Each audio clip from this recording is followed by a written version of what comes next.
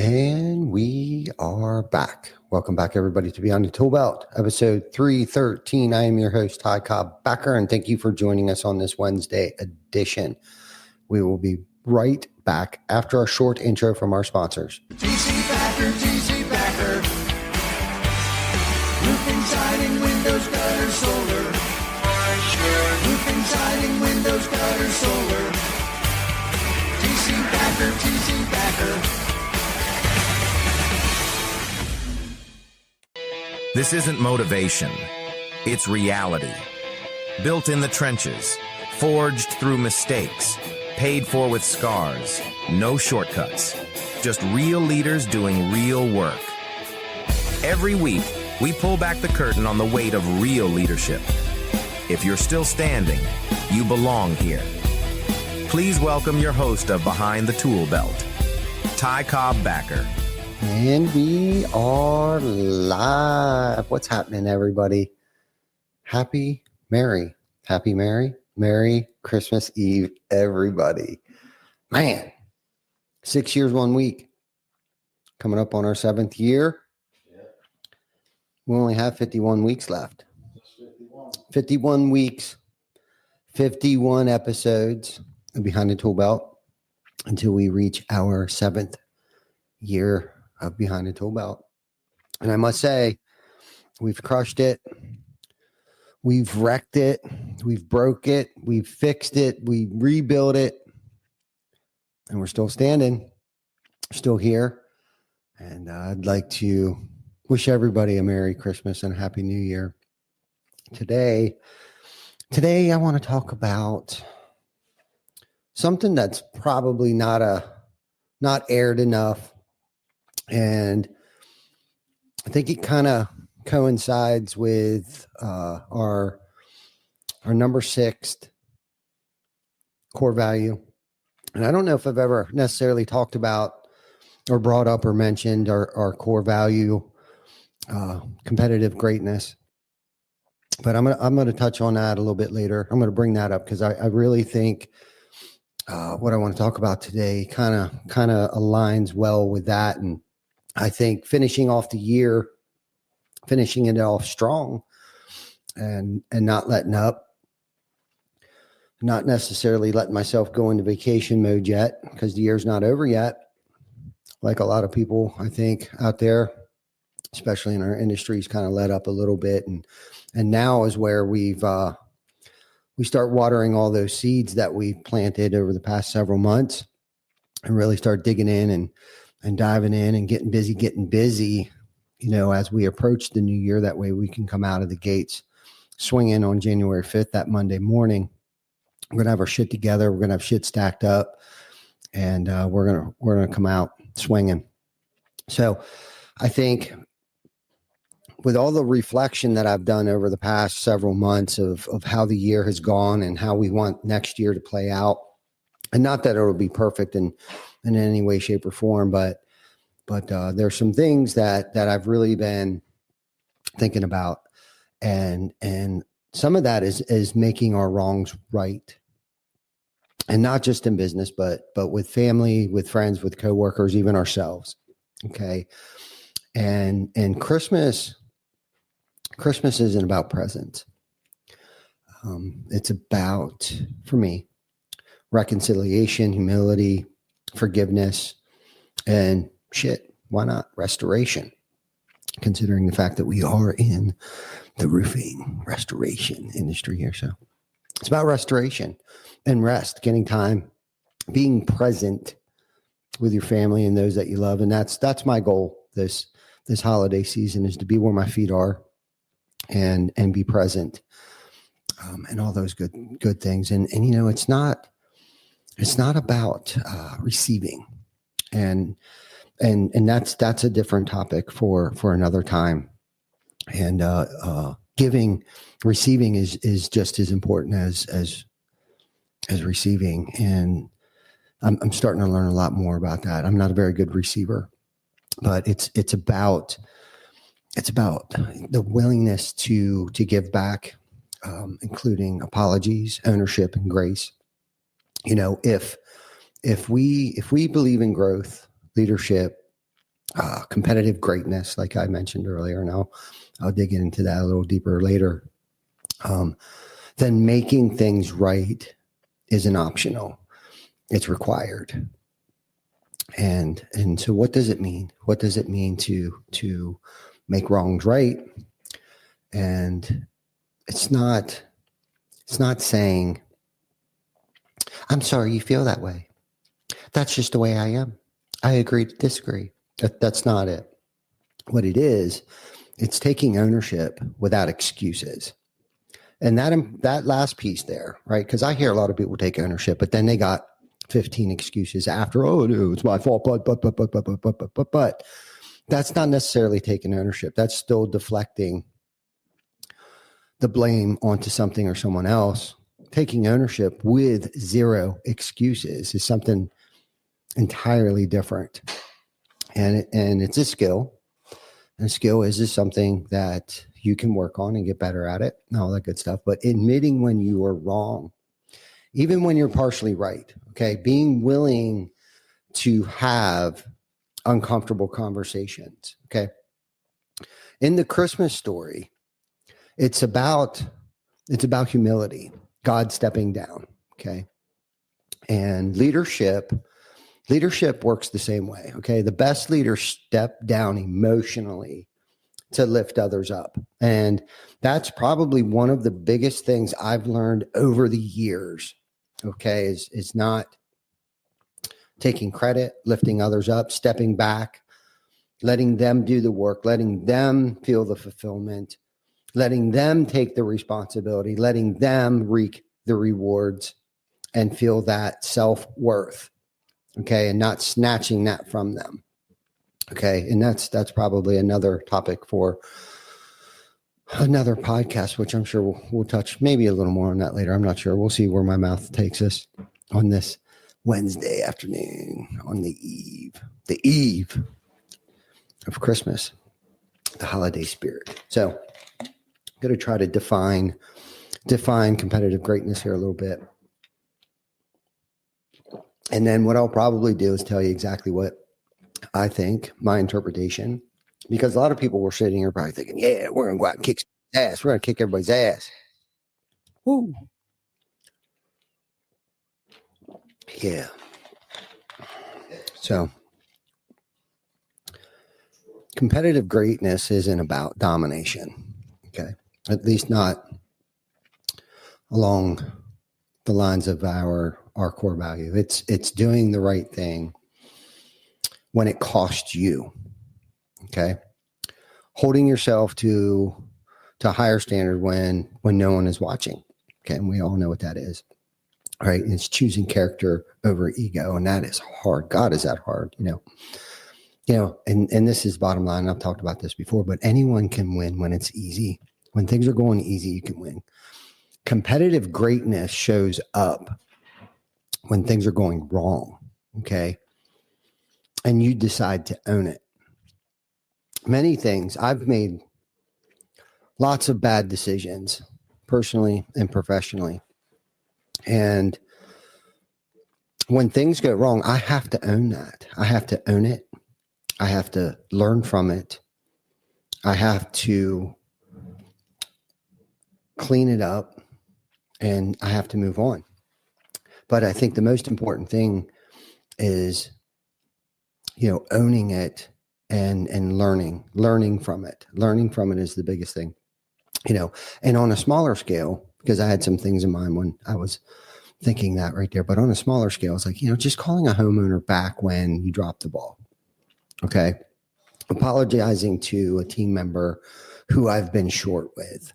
Okay. Having hard conversations instead of letting resentment fester or grow. Okay. So some of the areas that I have to work on and some of the things that I have worked on, is one of the areas is with family, because I have been the hardest on those who are close to me. I'm going to ask you a question. Is there someone out there that you need to call? Is there an apology that you've been avoiding. Okay. And these are some of the things that I've worked on this week. I have tried to clean up some of the wreckage of my past behaviors, things that comments that I've made. Could be anything. You know what it is. So anyhow, friends, pride kills relationships quicker than anything else. And competitive greatness tells me that I value this relationship more than my pride. Okay. Sometimes things aren't going so great at work.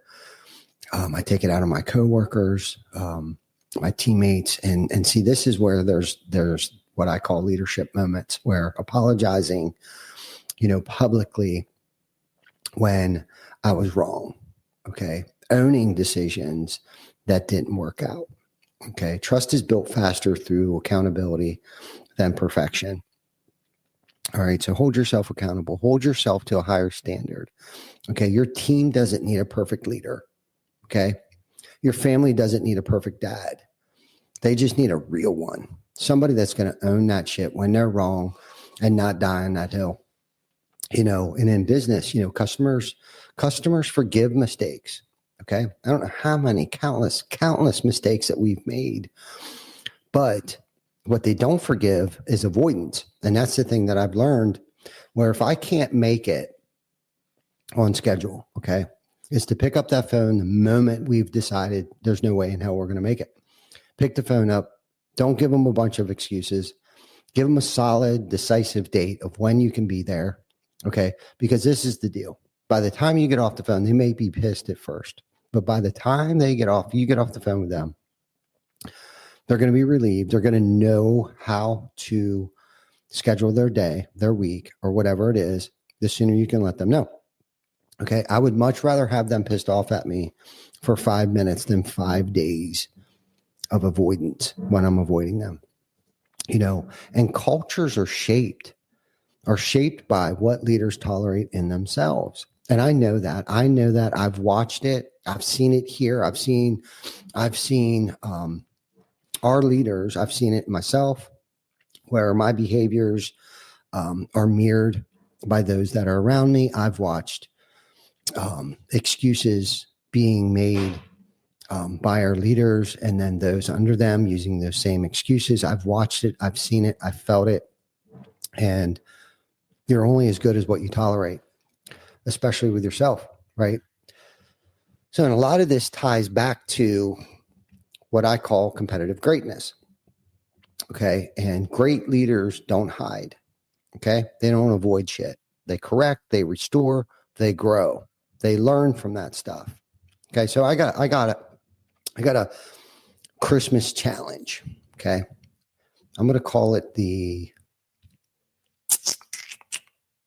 Make It Right challenge. Okay. Before year ends, identify one person you need to make things right with. Okay. Make the call, send the text message, have the uncomfortable conversation. Trust me, you're going to feel like that 1,000-pound gorilla has been lifted off your chest when you do that. Okay. And this Christmas, don't just celebrate, grace, but practice it. Competitive greatness isn't how hard we push ourselves, isn't how hard we push others. It's how willing are you to humble yourself. So practice grace, okay? Especially if you want, a better family, a better business, better team members, a better team, a better department moving into the new year here, and it starts by making the wrongs right. That's where it all starts, so I was talking about competitive greatness here a little bit. And what we have here, it's called core values. We have 6 core values. We live and die by our core values. I've talked about our 3-legged stool before, where we have core values, SOPs, and KPIs. You can't have a 3-legged stool without all 3 legs. It'll fall over, just like this tripod here with the camera on it. And our core values is the foundation of how we create our SOPs, how we create our KPIs, and it took me a long time to articulate. I don't want to call it our last core value because they're ever flowing. They're not static. They are definitely very fluid. And so we created, and I got it from competitive greatness came from a great coach from the NCAA, John Wooten. And I read his book, Competitive Greatness, I don't know, several months ago. And I was going through some personal turmoil. I was at war. I was at odds mentally. Usually anything that's wrong is usually the only thing that's wrong is usually the 6 inches between my ears. So I was at war with myself, and I picked up this book. It was called Competitive Greatness. I did some research on John, and so I wanted to put into words on what I went through, what was the end result, and what came out of it. And along with our team here at work, most of it was professional stuff that I was at odds with. I was starting to doubt myself. And, if you're in business long enough, you'll go through ebbs and flows of victories, wins, losses, learning experiences, all these things. And I hit this, I don't even know what it was. This funk. I was in this funk for a while, and I just couldn't quite put my finger on it. There was just a lot going on. We were growing and bringing on new people and training. And I just felt like things weren't where they were supposed to be. And of course, I'm my own worst critic. And so I really wanted to get on paper what I was experiencing and what, as a team, as a family, as a company has gone through. And to us, competitive greatness means, performing at our best when it matters most. Okay. Competitive greatness is about finding peace in the hard battles and striving to give our very best efforts in every circumstance. Okay. It's not about defeating others. Okay. It's about challenging ourselves to rise above our comfort zone and embracing opportunities that test our character, our skills, and our resilience. Okay. We recognize that true greatness emerges in moments of pressure, just like a diamond. Okay. When others are counting on us, when the stakes are high, and when perseverance matters most. Okay. We don't shrink. We don't hide from the challenges. We don't avoid them. Okay. I talked about that earlier. We welcome them as an opportunity to demonstrate our dedication to excellence and to inspire those around us. This core value reminds us, okay, that success is not a destination, but a daily pursuit. By cultivating courage, grit, and passion for the game, whether it be life or whether it be business, we build a culture where individuals thrive under pressure. Teams bond in adversity, okay? And victories are earned through relentless commitment, okay? So here's what I'll leave you with. Okay. I'll leave you with this. I won't keep you guys on here all day. Promise you. But thank you for joining us. I see there's quite a few people on here commenting and all the good stuff. So I haven't necessarily rolled out that core value yet. So thank you, those from our team that are watching. And you got to hear our core value number 6. But here's what I'll leave you with. I'll leave you with this. As we head into Christmas and wrap up another year, okay, remember this. Competitive greatness isn't about perfection, okay? It's not about being perfect. It's about having the courage to own your mistakes, okay? The humility to make things right and the character that and the character to grow from. Okay. Hold on a second. I feel like I got a fuzzy every time we close that door. I got a freaking fuzzy in my throat. Fuzzies. As I see Howie. Where's Howard? Howard actually had to go home. Okay. So if there's any conversations that you've been avoiding, a call that you need to make, an apology that's overdue, don't wait until the new year. Do it now. Do it right now. As soon as this is over. Okay. Finish watching this first. Then do it. Okay. This season is about grace, restoration, and showing up for people that matter most. Okay. Because that's what makes you the wealthiest person in the world, is surrounding yourself around people that encourage you, love you, and that are healthy. Okay. And if you had anything to do with any of that, that in itself makes you the most wealthiest person today. Okay. So thanks for spending part, right, of your day with us at Behind the Tool Belt. Us and Vicky, me and Vicky and I. What do we got? A promo? Bob? Oh, yeah. And let's not forget about, we got next week, probably be flying solo. And then on December 7th, we'll have Bob Berg from the Go Giver.